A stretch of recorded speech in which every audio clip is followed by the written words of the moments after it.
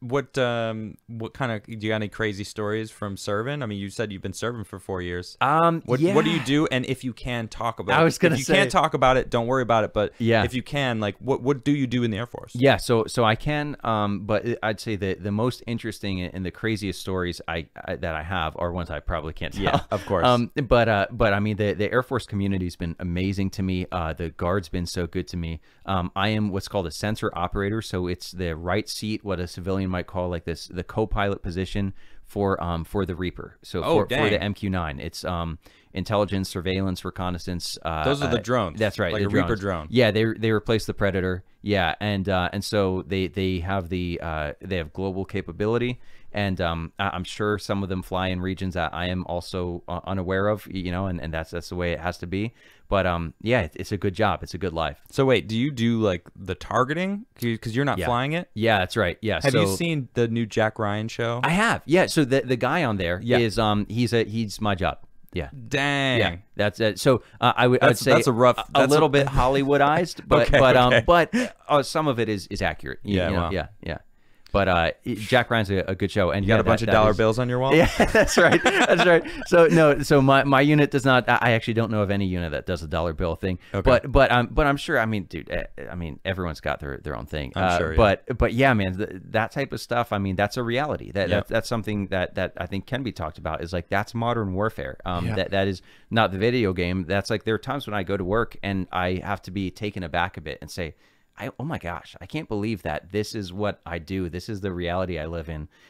It is kind of space age in a sense, and it's cool. That excites me sometimes. It is pretty cool. Like your life isn't at risk. Yeah. You know, exactly. You're out surveilling. You know, that's what I'd like to think of it as. Yes. You know, because I had an issue with the military complex of America for a long time. Like, why are we the world police? Yep. You know, and it's like, then Trump came along and was like, that's one of the biggest things I liked about him. He was like, number one, paying our military members. Yes. Because Obama wasn't even paying them properly. Oh, I like that. People were pissed about it. Pay raises. I've talked to different military members about it, and that was one of their biggest things. But he got them paid, but then also didn't send them out to war. Yes. He was trying to scale down. Only modern president to not start a new conflict or war. The only one. So like, look, you don't have to love the guy to say Bush did it. Clinton did it. Obama did it, right? Like, we can keep going. Trump didn't. It's true. You got to give props where they're due. And so, yeah, man, I agree. And on the military-industrial complex, so I was on the flip side, actually. In high school, I used to kind of claim the right-wing idea that anyone who was against the military-industrial complex was anti-American and anti-military. Interesting. And then, where did that come from? It's just like it's a right wing, I'd say, staple. It's like it's kind of the assumption.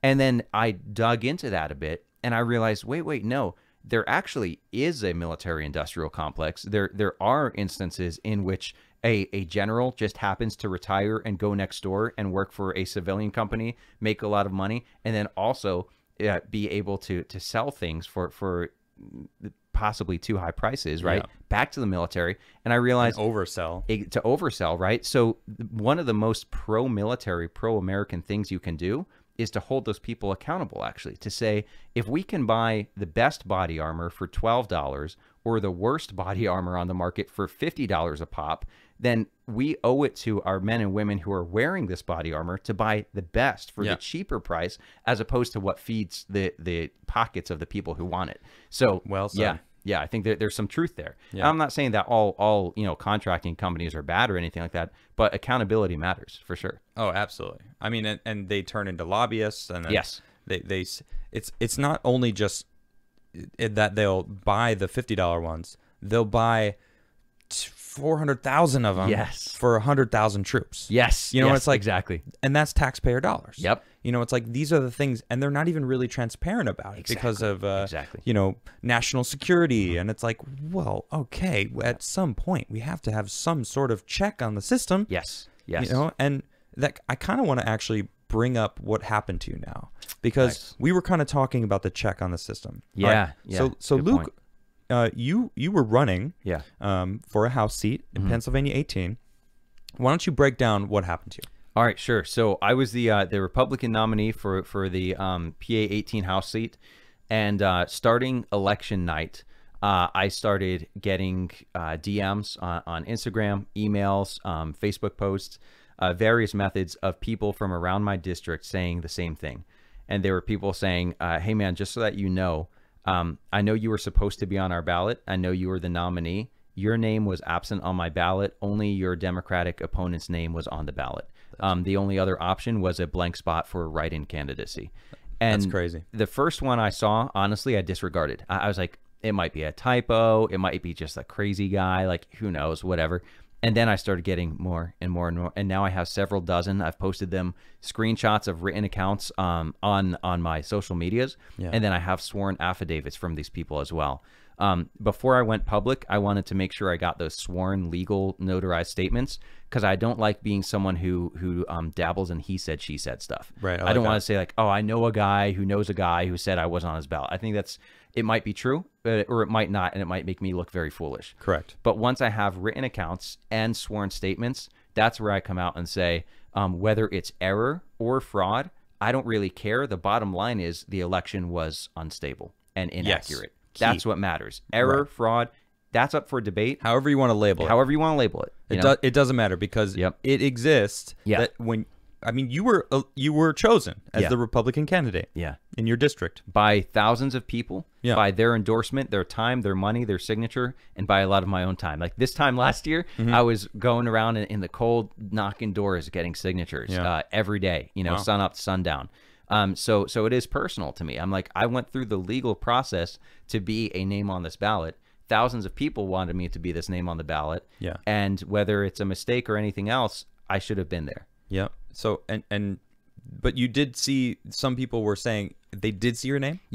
So your name was on some ballots. Yes. And this is actually really interesting, because there's a precedent set for this in a legal case that me and Sean Parnell, who ran just next door to me.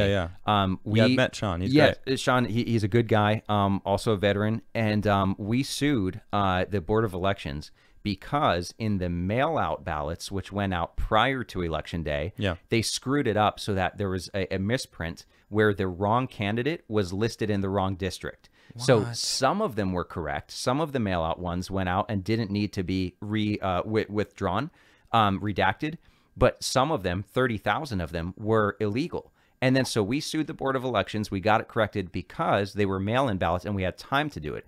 So the only question is, did essentially the same thing happen, a misprint, only on Election Day ballots? So it's like when people, push me on this, I'm like, wait a second.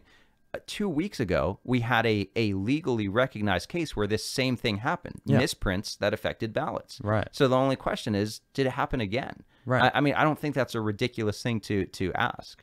I agree. I agree completely. And that's one thing that I've been talking about so much in the past month and a half, 2 months, is transparency. Yes. And that's why people are so pissed out there, because we aren't getting transparency when we're seeing these discrepancies. Yes. Especially like for you and Sean, I didn't know you were on that.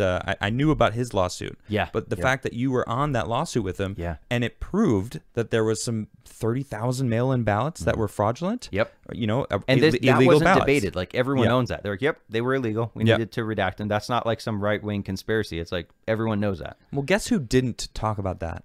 That's right, the mainstream media. Oh man, that's right. But the reason why I brought this up is because we were talking about, holding the military accountable, holding of the people that were making the budgetary decisions accountable, the transparency. And it's like, what do we do? What do we do about this? If they did screw you over, was it a mistake?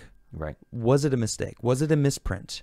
And if your name was on there, would it have changed the election? I don't know. I'm not saying that it would have. Exactly. You might have lost. But that's fine. But the fact remains is there was a discrepancy. There was still your name wasn't on. See, this is what bugs me. It is that your name was on some ballots and not all ballots. So that means they're picking and choosing, or it was a mistake. It's one or the other. Exactly. And either one is bad. Is a problem. Either one is a problem. And that's the thing I like to remind people of, especially people across the proverbial aisle, right? Is like, look, are we just going to wait until this becomes a big enough problem to flip a national election? Right. Are we just going to wait until this happens to your guy or your girl? Because I think that if it happens to anybody, including my opponents politically, it's wrong. Yep. We need to have a legal process and a transparent process that's reliable so that we can protect our democratic republic. I mean, that's what we're built on. Yes. Yes. I have a feeling everyone that's watching the show right now is like, yes. Nice.